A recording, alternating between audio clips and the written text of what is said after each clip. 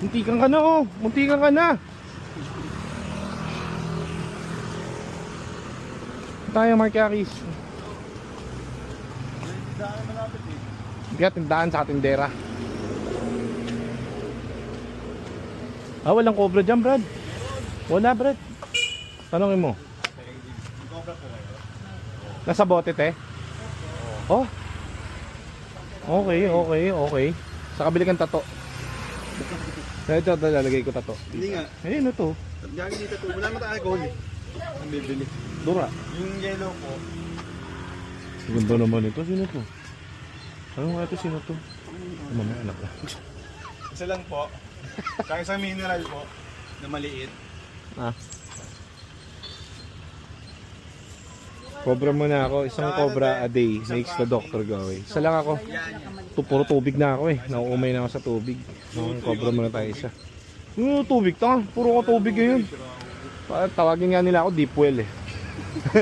Ang bansag sa akin ngayon deep well. Ano to? Marikina ba to? Marikina ano?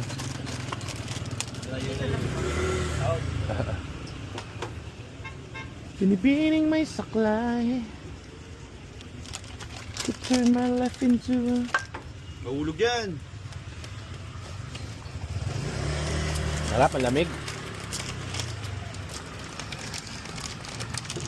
Malayo pa tayo sa... Ganda ng carnival oh. Carnival ba yun? Carnival nga. Yung mas bago dyan. Hirap lang ayusin yan guys, yung carnival. Hirap ayusin yan. Ano yan? Maaaning ka sa diesel yan. Papraning ka, magpapakalibrate ka, mga ganyan-ganyan. Dami kang gagawin Sa yan. Odyssey yan eh. Yung bago ka. Bagong Odyssey. Pero maganda rin yung Odyssey, yung bagong modelo. Honda. Oh, butas yung bulsa ko. Eto sayang oh, hindi nakalaban yung MOOC sa ano eh. Sa competition eh, hindi na pumalag sa ano eh. Sa Fortuner, sa Montera eh.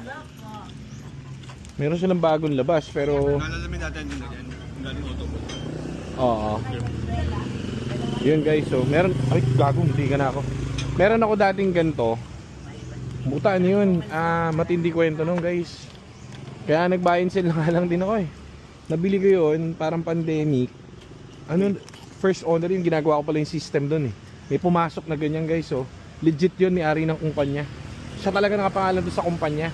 Kailangan ng pera kasi bibili siya ng chemicals. Sila yung gumagawa ng mga container na blue. Pasabog. Hindi, tanga yung container na blue, lalagyan na ng tubig. Tapos una nila yon. So ang problema, kailangan niya nung chemicals. So ngayon, para tumakbo yung pabrika niya, kailangan niya ng salapi. O di, ang ginawa, binenta sa akin ng magkano lang. O siya mismo nagsabi, hindi ako hindi ino-operan yun kasi ginagawa, dinedevelop ko pala yung system namin kaya wala kaming agent. So anong nangyari, magkano ba binenta yun?